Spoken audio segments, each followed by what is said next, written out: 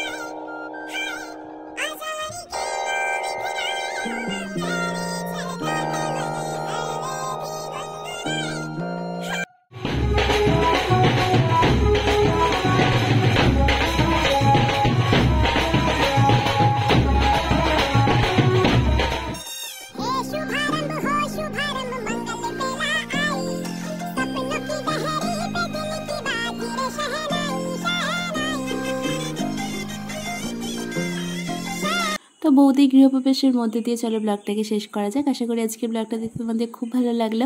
আর বিয়ের ব্লগের শুরুতেই কিন্তু তোমাদের বলে রেখেছিলাম নাচানাচি কিন্তু জমিয়ে করা হয়েছে, সেটা তোমরা বুঝতেই পারলে কতটা মজা করতে করতে আমরা বৌদিকে নিয়ে এলাম। তো চলো ব্লগটাকে এখানেই শেষ করছি, দেখা হচ্ছে কালকে বিয়ের ব্লগের অন্য একটি ব্লগের সাথে। ততক্ষণ ভালো থেকো, সুস্থ থেকো, tata, good night, see you.